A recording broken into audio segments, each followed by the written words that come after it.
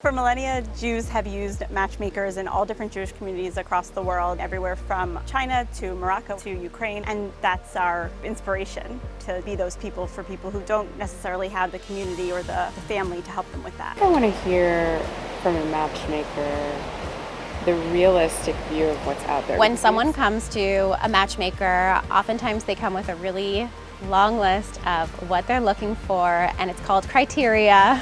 We break it down. These are great photos of yourself.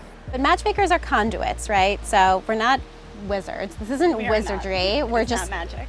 We think of ideas, and people who say yes to connection, those are the people who are going to find success. I do want to revamp the manner in which I'm approaching dating. Oh, I like that. Sitting at a wedding of someone that you matched, like there's nothing like that high. Jewish Cupids. Yes.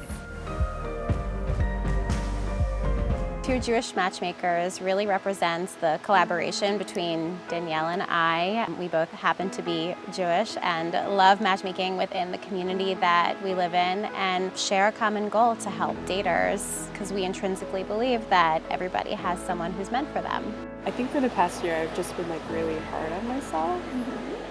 And I just look to slow all of that down. Dating is extremely hard, and people have a lot of negative thoughts and attitudes towards dating, and I can understand that.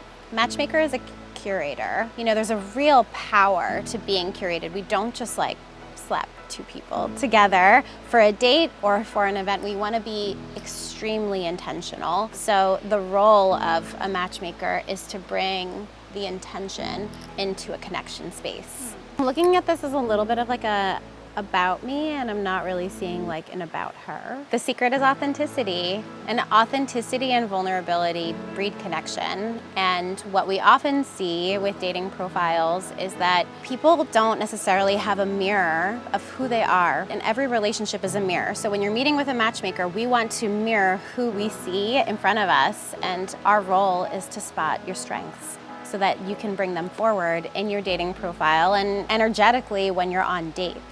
That's really hard to do on your own. It starts with an audit. You look at what they have currently. What is their online presence when it comes to dating? What does their profile say? What pictures have they chosen? What's their one-line bio if they're using certain apps? And then even more broadly, what is their general online persona? What does their Instagram look like?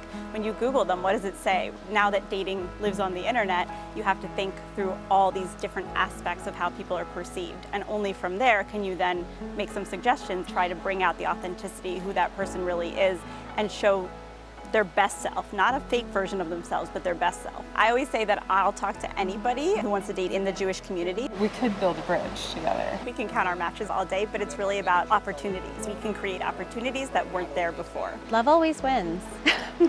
Because love always wins, and love is extremely powerful.